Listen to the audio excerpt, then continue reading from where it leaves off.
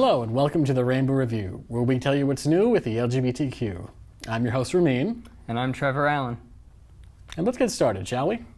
In today's news, good news comes from India, as the Supreme Court has declared that an individual's sexual orientation is a fundamental human right.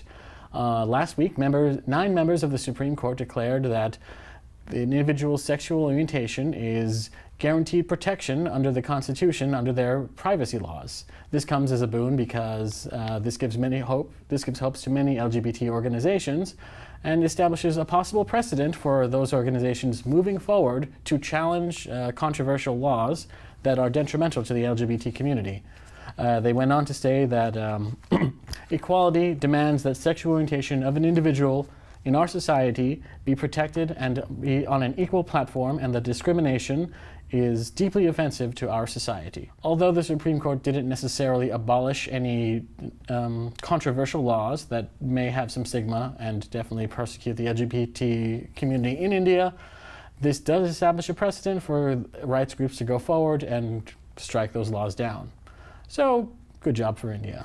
And in ongoing news here in the U.S., we still are getting new word on the transgender military ban that Donald Trump tweeted about a month ago.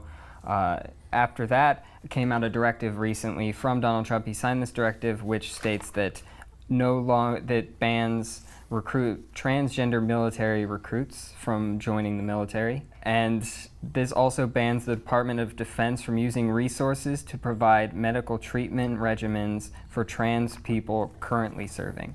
And it has been assigned to the Department of Defense and Homeland Security to determine the military effectiveness, their lethality, unitary cohesion, budgetary constraints, and as it's applicable by the law, to determine what happens to the current military transgender people. At this moment, that has been assigned to, we've heard from General Mattis a little bit about this. Secretary of Defense General James Mattis, about what's going on. And at this point, they're studying what to do. They're just starting, they're creating a panel to figure out where spending is. He's not going off of the information that came out of a 2016 RAND Corps study, which showed that transgender people serving the military have very minimal impact. He's going from his own, starting over and doing that.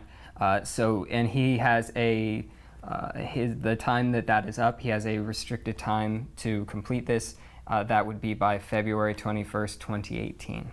Also, according to a White House official, Donald Trump is not backing away from his vow to fight for the LGBTQ in America, regardless of these states and regardless of this ban, and says that he is not discriminating against the transgender people. Well, in other news, President Trump has picked a new chief scientist for the USDA. That's the U.S. Department of Agriculture.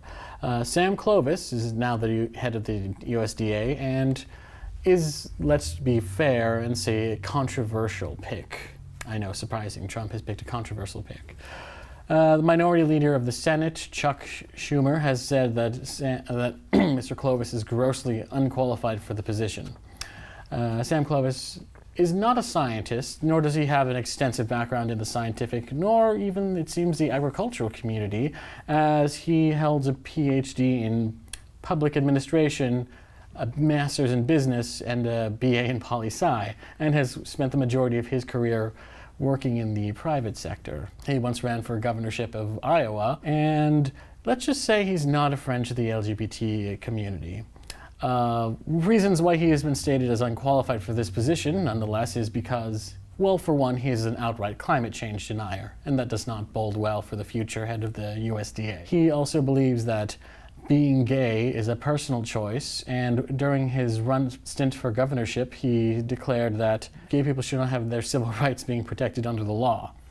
So what makes him particularly terrible for this position is that because during the Obama administration, there was funding and organizations and programs that went into place to protect LGBT farmers against discrimination in both the more rural and the more developed parts of the country. Believe it or not, it is incredibly difficult to be a farmer anywhere, and LGBT farmers have faced numerous discrimination in their home states or wherever they happen to be working, which leads many to quit and just leave their profession, and we need farmers. So it's possible that Sam Harris, under the Trump administration, will roll back the Obama administration's progress in helping the LGBT farmers of America. It's entirely possible, and let's see what happens if Clovis is confirmed to be head of the USDA. We have some other news here from the U.S. In Nashville, a coalition of 150 plus evangelical leaders released a statement disavowing or vocally stating their opinion on the LGBTQ and saying that they do not deserve rights. They are sinning, according to the Bible. And this statement got a response from about over 300 religious leaders, educators, and educators, and as well as the Nashville mayor denouncing the statement, saying that it does not speak for the city as a whole. And in response to this statement, the group has said that the persecution of LGBT, the group, by group I mean the litigious, can't say that word, my apologies, who have responded to to denounce this Nashville statement from the evangelicals. They said the persecution of LGBTQ people creates real harm, and quote, "This is not of God," unquote. They also respond by asking other religious leaders to denounce the Nashville statement and embrace an inclusive, unifying, and healing message. So it's overwhelming positive numbers on this side. Oh, good. Well, earlier last week, as President Trump spoke to members of the troops on Monday, or the preceding Monday, he called for unity and an end to hatred, bigotry, and prejudice across the board, both within the military and civilly. However, those sentiments necessarily were met with heavy criticism by members of the LGBT, by gay members and gay activists, especially trans activists, because Trump's ban on transgender members of the military is still going into effect. Approximately, his ban will cost the public upwards of $196 million nationally, whereas there are only, as of yet, 12,800 out members of the trans community that are actively serving in the military, whose upward medical costs are approximately only $8.4 million. So it'll cost an enormous amount of money to have these people banned, and as it seems now, the cost of keeping them is mitigable. GLAAD, the ACLU, and the NLEZR, the National Organization for Lesbians, they are currently partnering up and taking lawsuit against the Trump administration for this discriminatory ban. So hypocrisy is a good word that could be used in this instance. A French company known as Fireworld posted an article which encouraged parents to purchase a software to discover their son's sexual orientation, particularly if they are gay. The software claims that it secretly monitors web activity, can figure out passwords, and take screenshots for the parents to monitor. It also comes with a list of signs to check to see if your child is gay. Signs included are shy, having certain piercings, quote, taking good care of himself, unquote, and enjoying books, theater, female singers, and divas. A quote from the site also says this: "Family is fundamental. That's why the sexual orientation of your children, directly responsible for the continuation of your family, is very important to you." The site warns that if you do not install this software, you may never become a grandparent.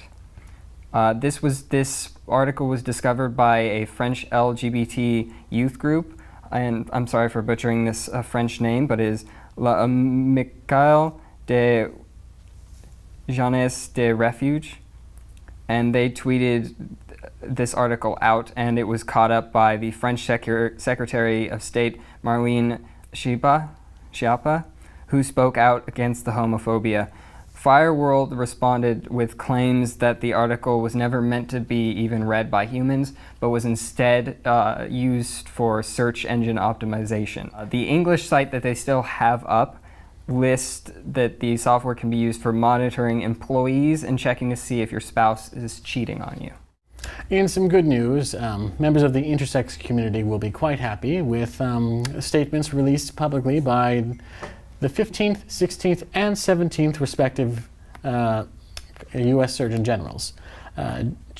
Joyce Elders, David Sater, and Richard Carmona, the 15th, 16th, and 17th U.S. Surgeon Generals, released a public statement coming out against the idea of genital reassignment, as it has been called, or specifically infant genioplasty, a process in which, a child is born, and often in these intersex cases, the child has more than one set of genitals, and it's become public procedure and standard in the medical community to have the parents assign the child a specific gender and to operate on the child's genitals and have them be raised in that as that gender. The intersex community has been petitioning and decrying this practice as barbaric and outdated, stating that there is no scientific evidence to prove that this reassignment is in any medical way beneficiary to the child overall. And they deem it as unnecessary and cruel because children cannot give consent at such a young age. And the parents, when choosing this surgery, are often going off of their own biases. A study done in France has stated that there is no necessarily specific cases or evidence that children are often more happy or that this surgery provides any long-term benefits, and that the U.S. Surgeon Generals have come out saying that this practice should end, it is unnecessary, and infant genioplasty should be done away with. And they're advising that parents should wait till the child are of age and see whether or not they want to choose a gender overall. And this comes as a major benefit to the intersex community, who I said was petitioning for this to be done publicly over the last 20 years. In fact, the practice has already been banned in Germany, Argentina, Australia, Switzerland, Chile, and Malta, as well as several other countries. In other news, a candlelight vigil was held for 30-year-old trans woman Kiwi Herring, and at this vigil, a man drove through a group of protesters, injuring very few, not causing any real harm. They didn't need medical attention, but people were injured, and one man was thrown over the vehicle as it flew by. Kiwi Herring is a 30-year-old trans woman who was killed by police in her own home.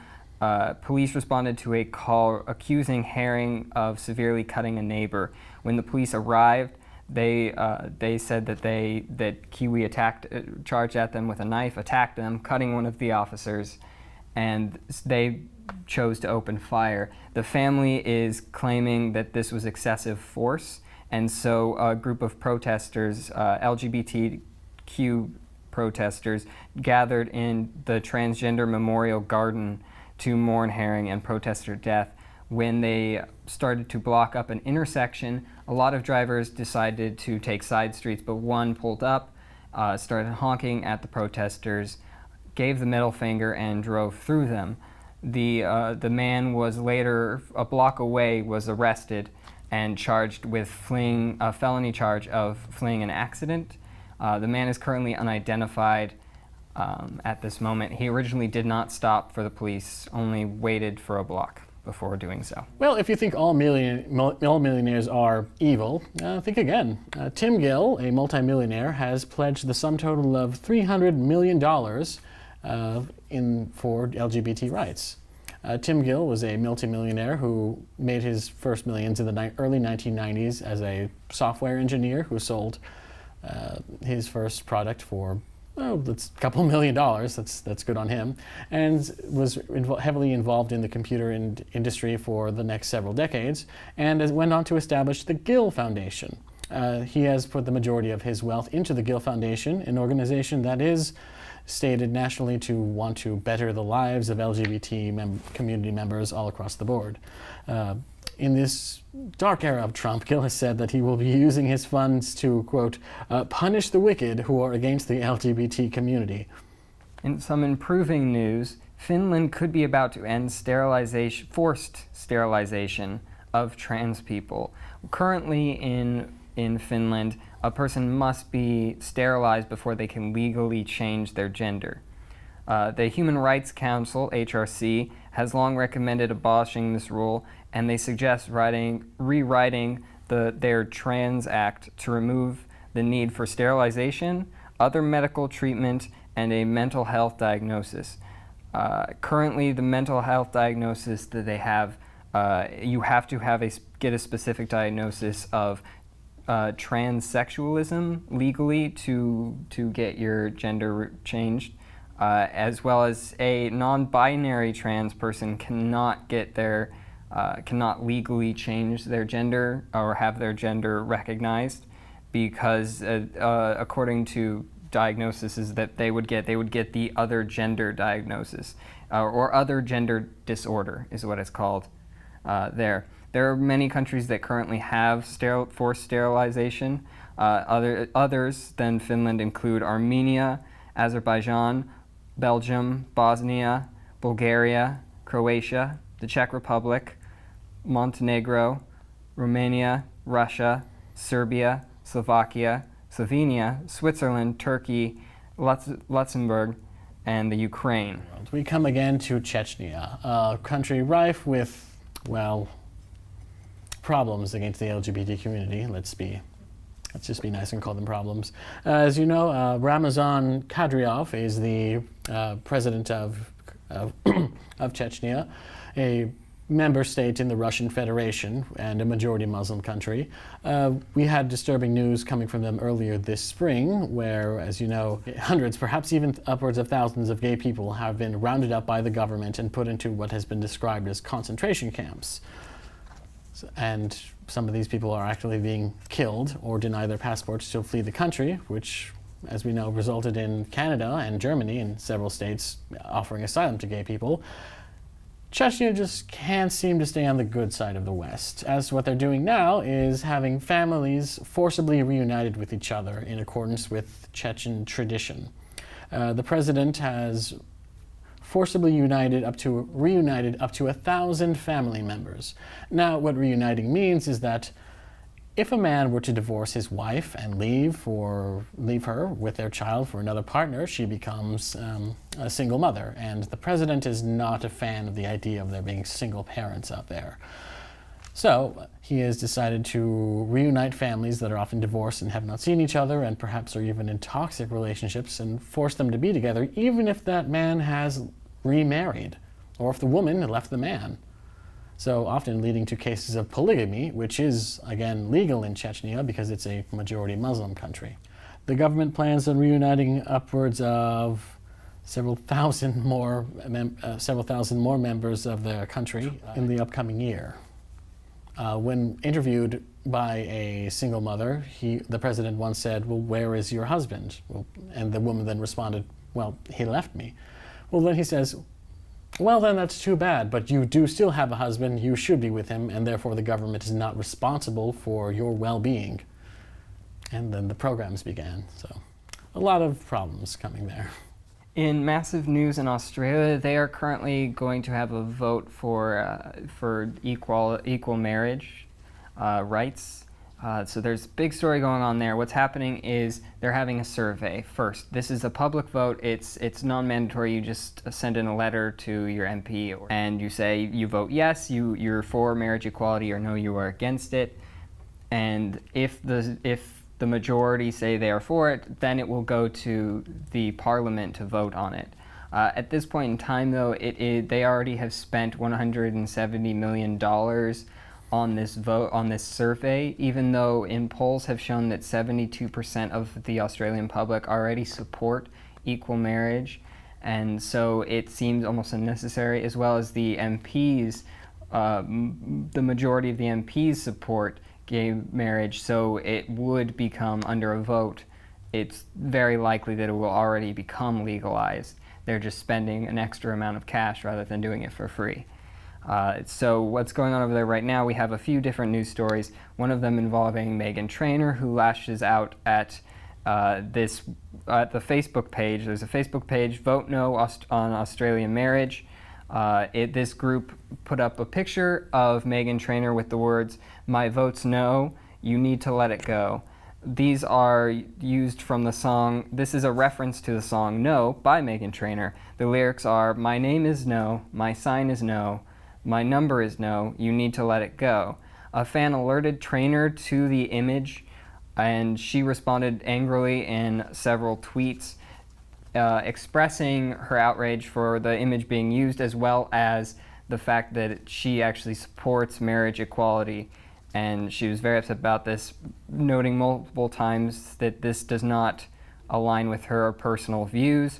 And the group responded, saying that they apologize to Meghan Trainor and her fans if they've caused any distress or angst. They did not know of her views, and that it was a new editor who put up the post, put up the picture, and didn't do enough research on Meghan Trainor's views. Plus, they also mention that it was sent in by a contributor, and they just didn't know what it was. But it has now since been taken down. In other Australian news, we have Ben & Jerry's has banned same flavor ice cream scoops until same-sex marriage is legal in Australia. What this means is you can no longer go to your ice cream shop and buy 2 scoops or more, I guess, of the same flavor ice cream. They're saying the reason they're giving for this is because imagine if you went to your favorite ice cream place, you're wanting your favorite ice cream, and you can't get it. So you're going to be upset. Well, imagine if you couldn't marry the person that you loved. And so what they're doing is they're urging customers to make sure to vote yes in the survey, as well as having post boxes in all 26 of their stores. MTV has also joined in on supporting marriage equality in Australia by stopping their broadcasting last Thursday for 12 hours between 6 a.m. and 6 p.m. They just ran a message on how to enroll to vote in the nationwide non-binding postal survey. Thursday was the last day to enroll. They also blocked their website so that the only thing on there would be another way of pushing marriage equality. Other websites to do a similar blackout include Pedestrian TV, Junkie, FBI Radio, Broadsheet, and Vice. And even a sex worker has joined in to support the gay marriage law and marriage equality in Australia. Amber Lay, who identifies as queer, is offering a discount to customers who vote yes. She says that it probably won't change people's beliefs, but it helps keep the conversation going, and she would also like to be able to marry someone she loves one day. She's currently, if you are wondering, she charges for an hour $600 and $1,800 for a girlfriend experience threesome with her friend Charlotte Quinn. California school board president of Fresno has said that it has voiced his beliefs that if we tell kids gay people exist, it may turn them or sway them to be gay themselves. And this starts as of January 2016. The California Healthy Youth Act mandates that middle schoolers receive comprehensive, accurate, and unbiased sex ed, including info on birth control, abortion, and the spectrum of sexual orientation. Brooke Ajan, the Fresno Unified School Board president, says that although they will teach as the law requires, he notes that children are extremely moldable, and if you tell them that being LGBTQ is okay, and a way of life, that it may sway children to that way of life. Ajan adds that it's important to teach Judeo-Christian philosophy in schools. The intern superintendent, Bob Nelson, put out a statement saying that Fresno Unified firmly believes that students and staff perform best in an environment where tolerance, diversity, and inclusiveness are practiced and valued. Students are able to opt out of sex ed using a parental waiver, and Brooke Ashjan posted to his Facebook page that parents should teach their children sex ed, not educators, saying that schools provide so much. What do parents do anymore? Good news coming out of Pakistan. The Supreme Court of Pakistan has declared that it is now illegal to discriminate against trans people. They have passed a new bill that allowing trans individuals the right to inherit property, be represented in court, and as well as provide them protection. This comes as a benefit to the trans community in Pakistan, especially since earlier this year they've been granted the ability to have their chosen gender marked on their passports. This comes on the heels of a new bill that's being proposed by the Supreme Court called the Trans Protection Bill of 2017, which will further ease the burden of trans members of the community, as well as provide more legal protection for the trans community in Pakistan. And now we'll throw it to Susan Frawley with the editorial. Hello, and welcome to the Rainbow Review. I'm Susan Frawley, and I may be here interviewing local members of our community or sometimes speaking about LGBTQ issues. We've had to endure a long history of oppression. Many ancient societies had no issue with same-sex relationships, but when the Roman Empire fell, the Catholic, well, it was the Christian, not yet the Catholic Church, stepped into the power vacuum. Many of their eminent scholars were against homosexual relationships because they equated them with paganism. And in order to create a separate society, they had to disavow same-sex relationships. This started a long history of labeling LGBTQ people as others, as subhuman, and as not belonging to society. We do not have time in the space of this editorial to talk about the myriad events and attitudes that have shaped the oppression that we still face today. Misconceptions and misinformation have resulted in stereotypes and fallacies that people still believe now. Educating people about the LGBTQ community can help them realize that we are people that deserve respect and equality. As you watch the Rainbow Review, you may encounter stories of oppression and hear about people calling for violence against our community. And some people will say, well, that is just their opinion and those are just words. But those words and those negative opinions result in violence against our community. Already this year, just here in the United States, 18 trans people have been murdered. Emma Goldman once said, "The most violent element in society is ignorance. A lack of education results in fear, and fear can result in violence." One of the goals of this show is to educate people about the LGBTQ community and what's going on with them, whether it's good or bad, so that we can decrease this level of violence.